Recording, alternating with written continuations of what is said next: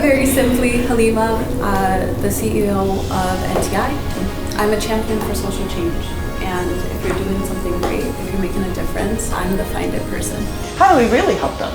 How do we make sure this doesn't happen again? Because in 6 months, they're going to have the same problem if they're wearing the same shoes every day that they're getting, right? And even if you're making an ask to grants or appropriations or things like that, but you have to be able to say, this is how these are my numbers, right? When it comes to the creativity of the dissemination outputs and everything, it's easy to stick with what we know institutionally, but then what about those individuals that learn best by seeing, by hearing? That's what I always see as like the biggest enabler for these systems transformation. It's the authenticity that you're gonna bring into. But how are we feeling?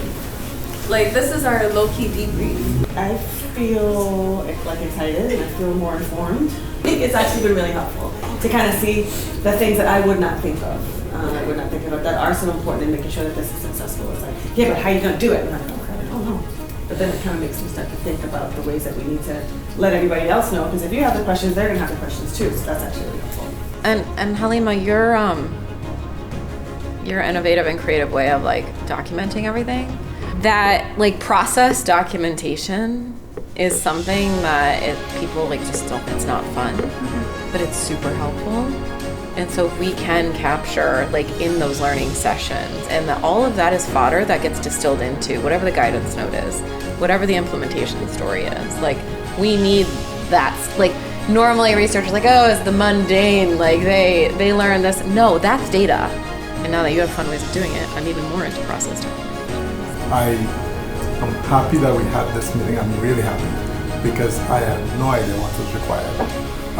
We talked to Halima and okay, this evaluation part of it this is what's required. I know you put it in the project, and I don't think understand what is really required to make it part of your project. Because this is a small project, relatively speaking, but with a big ask. And so it's an even bigger ask after this conversation today.